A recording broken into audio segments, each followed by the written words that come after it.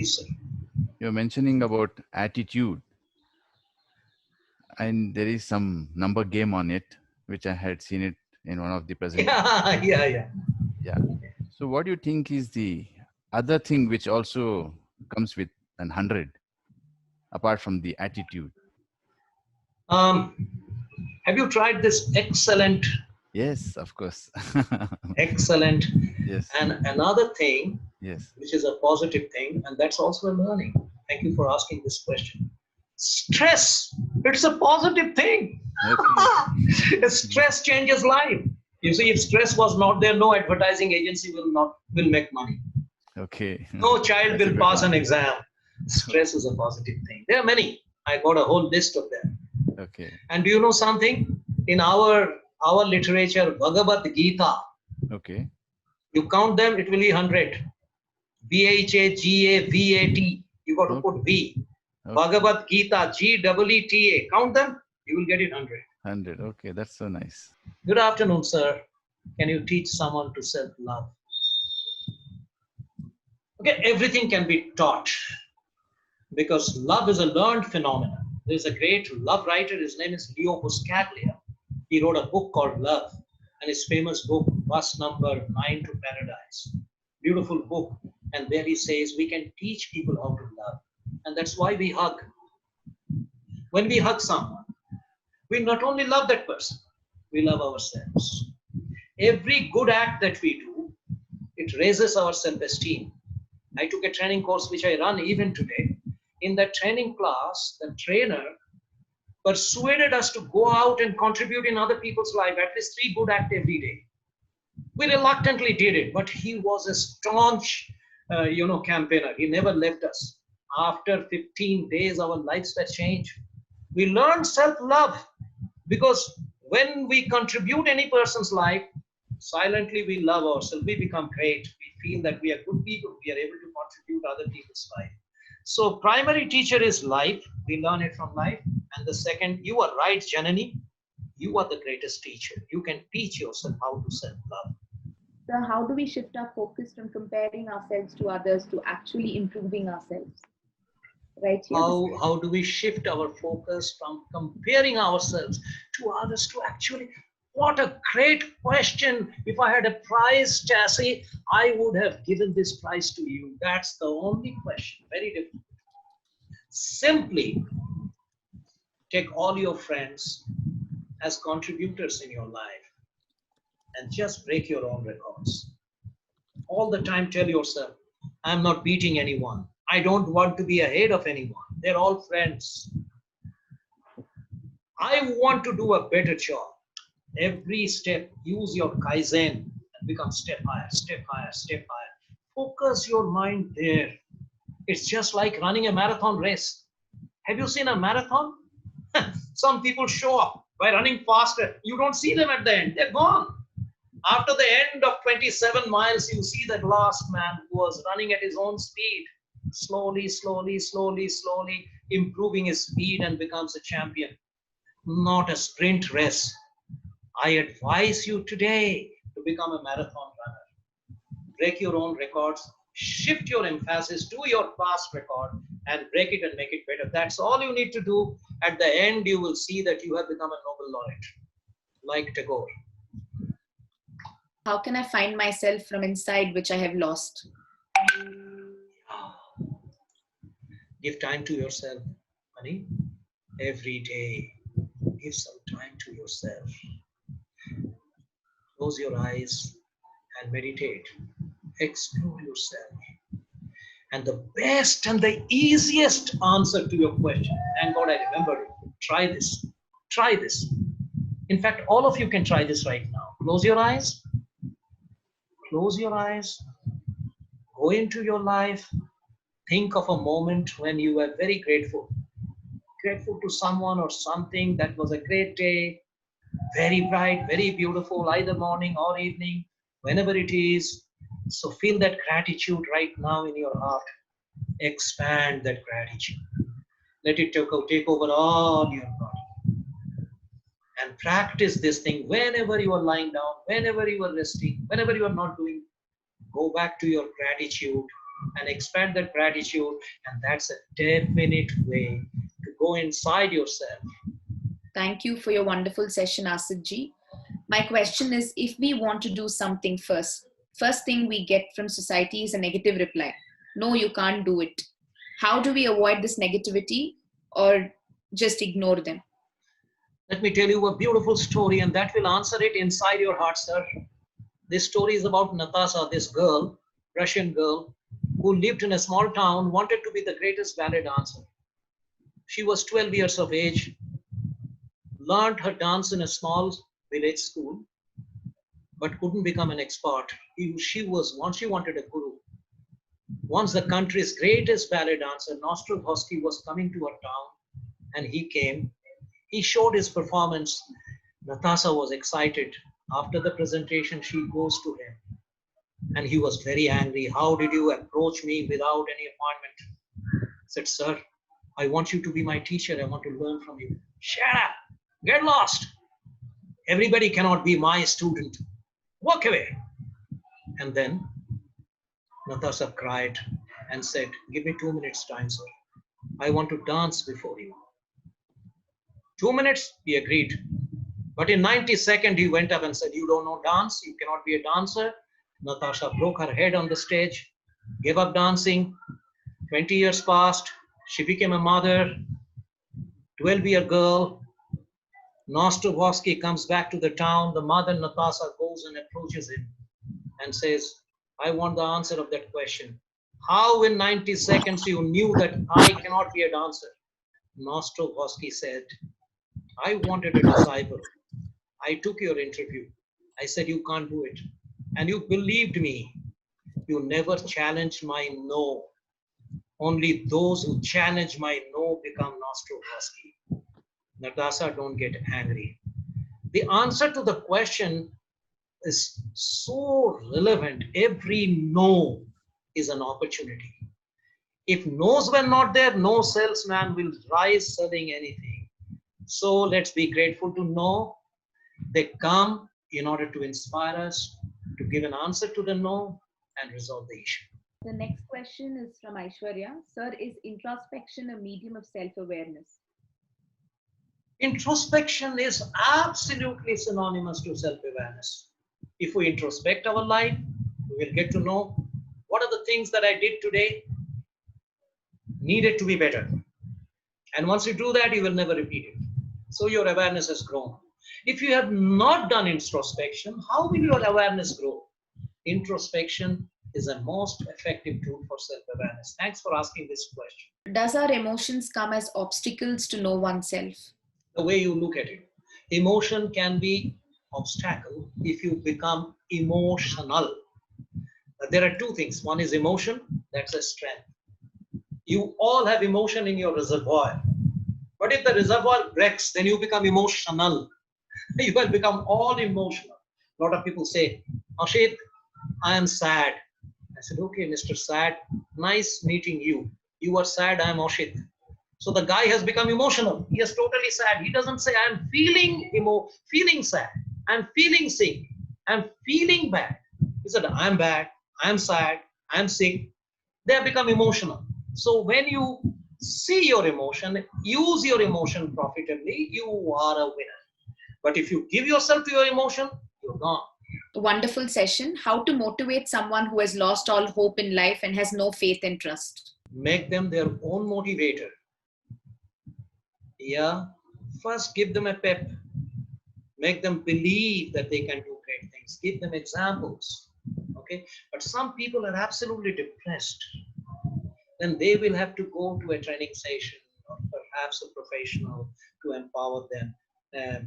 I have been doing this for many years, so I know it works. Okay. Coaching, counseling, training. But the best thing is to make them believe that they're complete.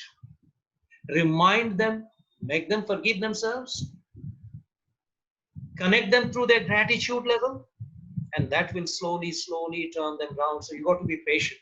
If you feel you met someone who is a little depressed and you will change them in one meeting, no, sorry, that's not going to happen. You got to be patient and you got to work with them for a long time. How to get rid of our own inhibitions and inspire yourself, right?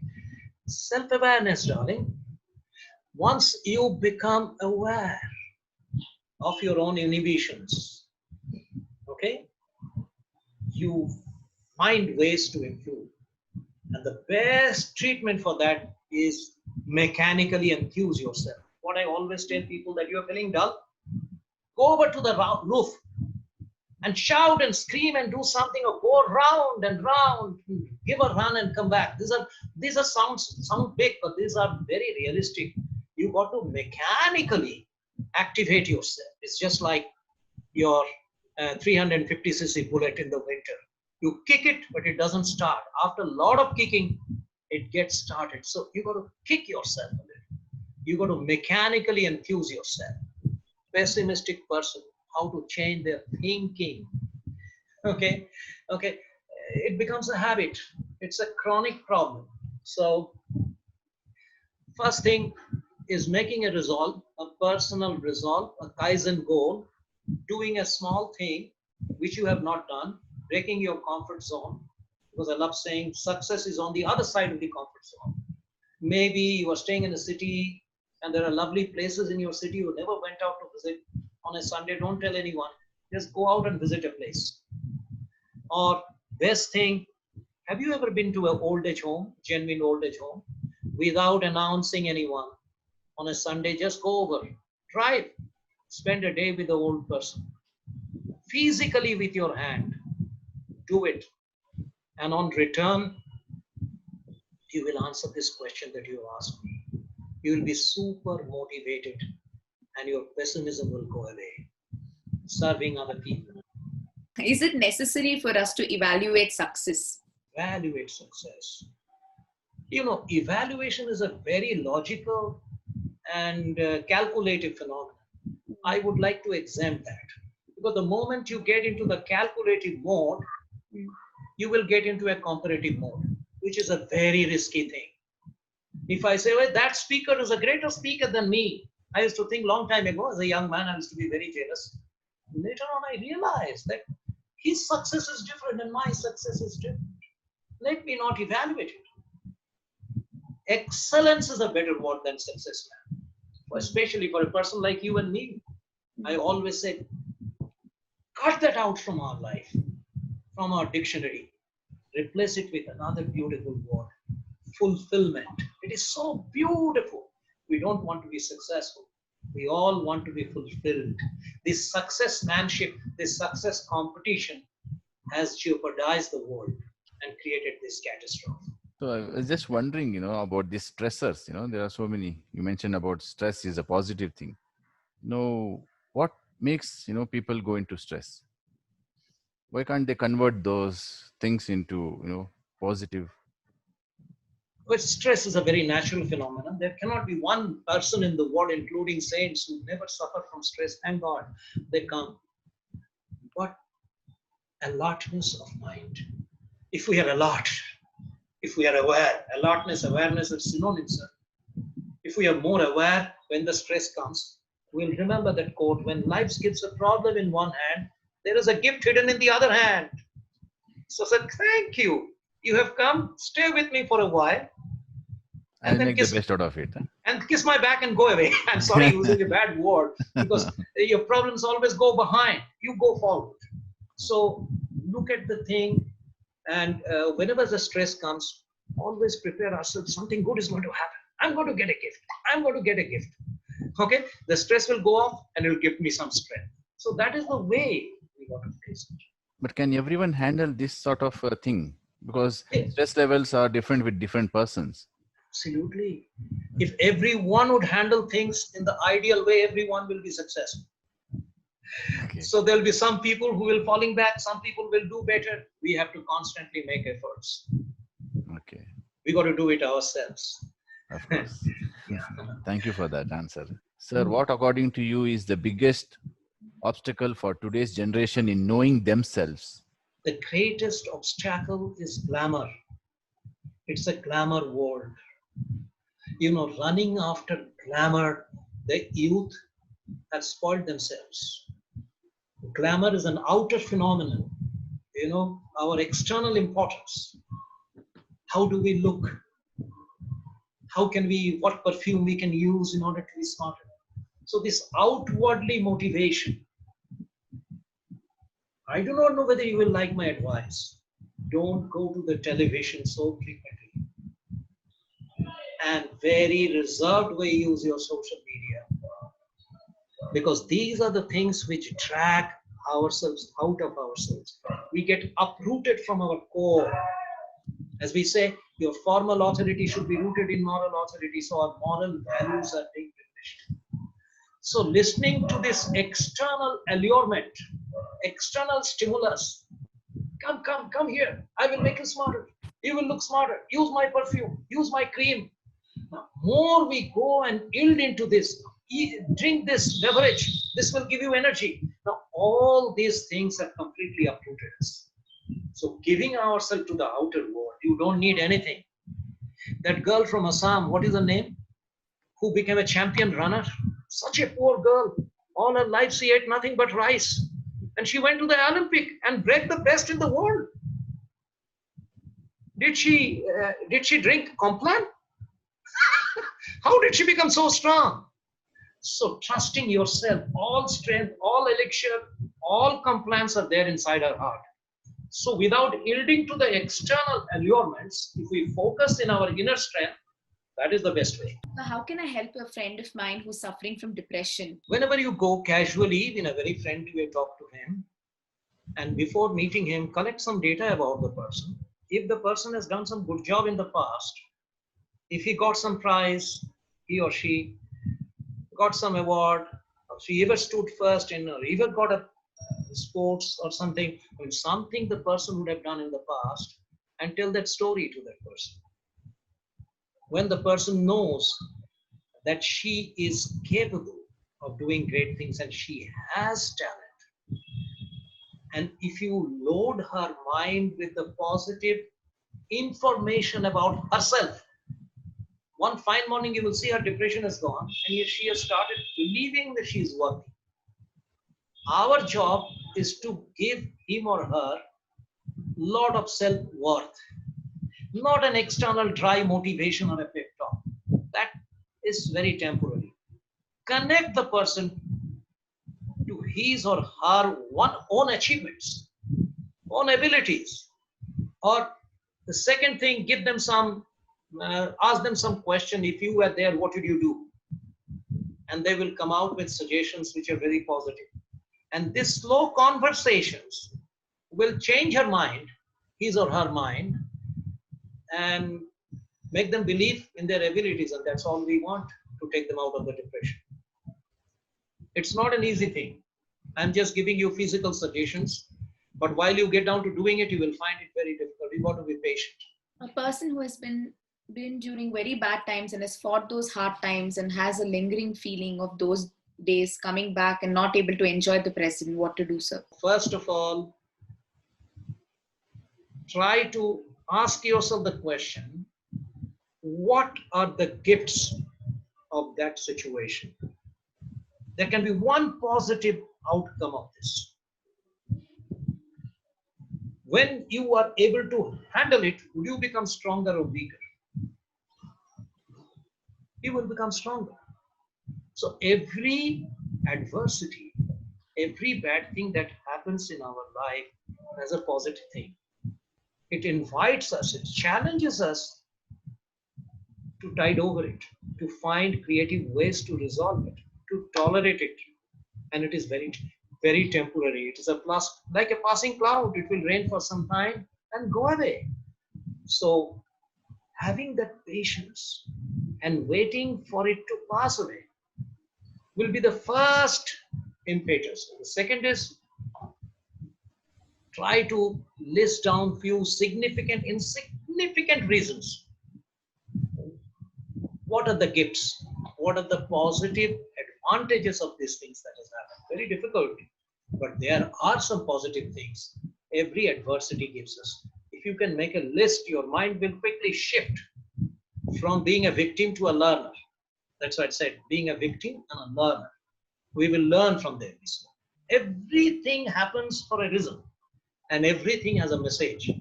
Wise people Try to focus in that message rather than saying, oh my God, what is going to happen now? Any suggestions or any inputs for our students considering the present times when everything is so anxious and everybody are so depressed staying at home? Any inputs do you think that? One thing, listen to me very carefully, ma'am. I always told hundreds and thousands of people I have trained. Out of 10 things, 9 don't happen. Remember this principle, law of averages. We sit down and think, my God, this will happen, that will happen. When it comes, you will see nothing has happened. Go to your past. When you were in trouble, yeah, ho jayega, my God. This will, that will, so many things. What has happened is something new. Whatever you thought never happened. So out of 10 things, 9 don't happen. This is the law of average. Okay, something that will happen can be new, can be brilliant, can be absolutely different. Always work on the law of averages. That is the message that it will give you. Thanks for asking so many beautiful questions. I am pretty sure you have a great university and such brilliant students. All the questions they asked were so rich, so deep. Thanks for being here. Thank you very much.